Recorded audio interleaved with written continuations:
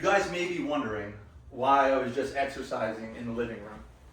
It's common knowledge that exercise helps strengthen our heart and our muscles.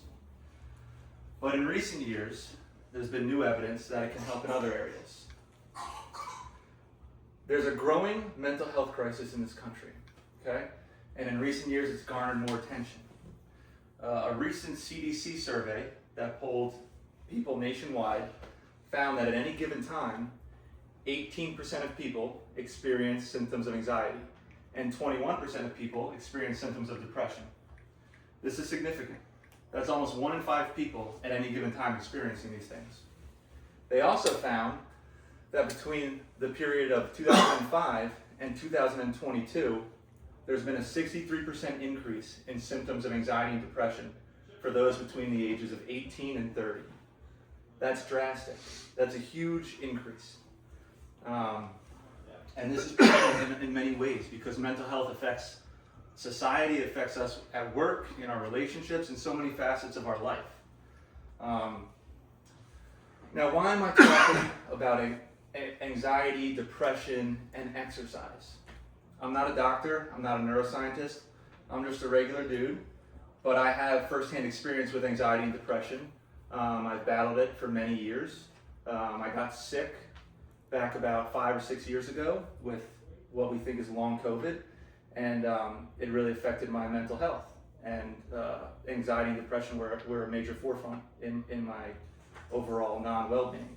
And then about 2 years ago, I started exercising regularly, and it's made a drastic improvement on my overall well-being. So today we're going to talk about how mental health, anxiety, and depression can benefit from regular exercise. Okay?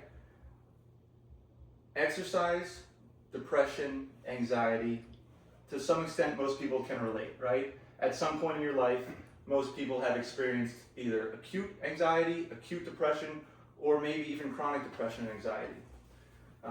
And we learned this from the CDC survey that talks about how 1 in 5 people at any given time pretty much experience one or the other, or both.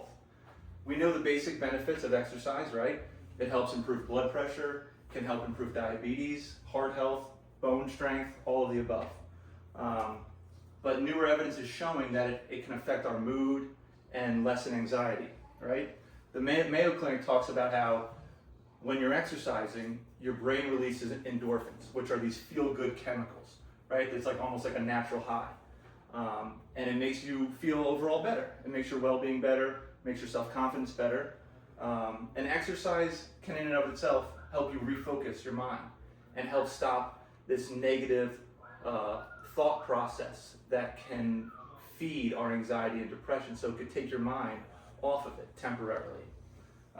It breaks this cycle of negative thought process, this positive feedback loop.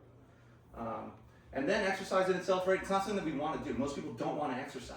So when you choose to do something uncomfortable like exercise, it builds self-confidence, it builds your self-identity, and it helps you meet and accomplish goals that overall make you feel better. So on top of the neurochemicals that are released in your brain, it can just lighten your mood, make you feel more confident, and make you feel more accomplished in your everyday life. There was a study by Guo and colleagues in 2024. They polled 790 college-age students, and they had them ask questions about their exercise routine, what their anxiety levels were, and what their depression levels were. And what they found was that people who exercised regularly, 5 times a week or more, had lower levels of anxiety and depression, right? And this is huge. People who didn't exercise or exercised less, they had higher levels of anxiety and depression.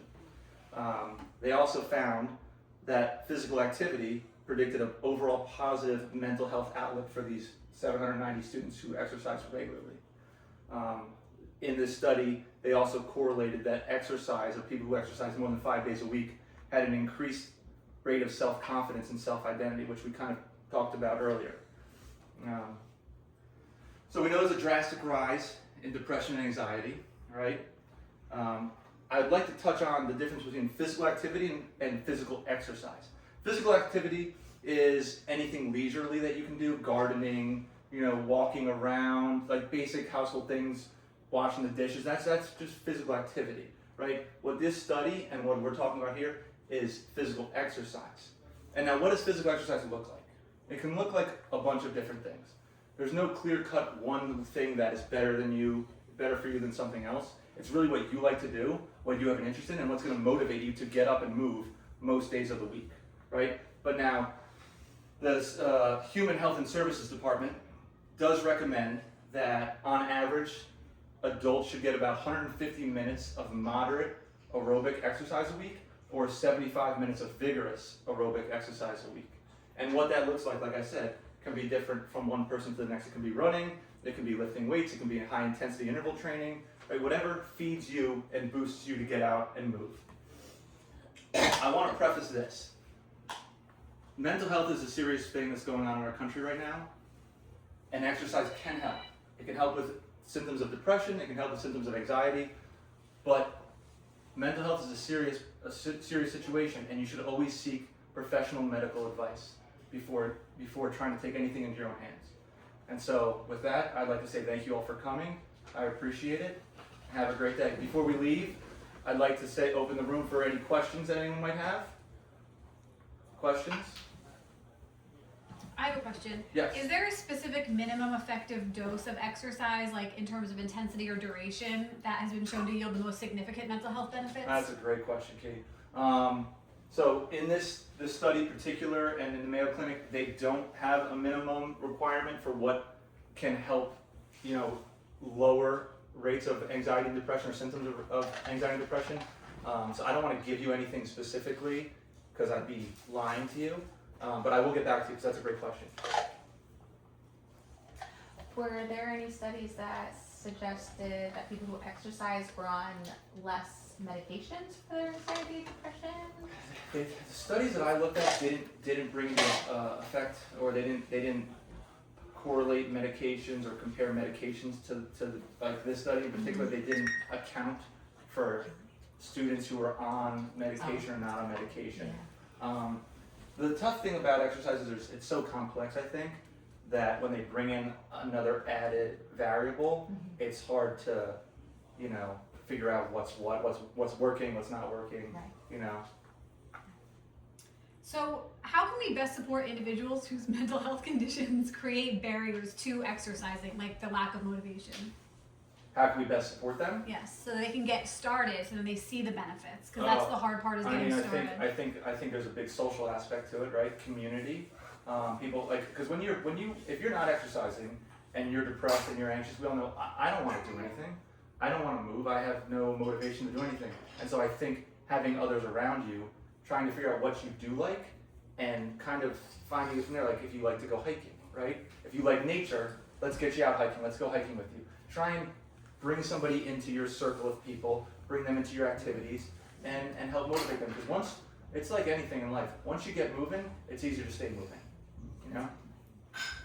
Do you have a circle, a workout partner or something? I do have a workout partner that holds me accountable most days of the week. Sometimes he doesn't show up, but I do have a workout partner, and I appreciate him. He definitely appreciates me, and yeah. Thank you guys so much. I appreciate you guys for coming.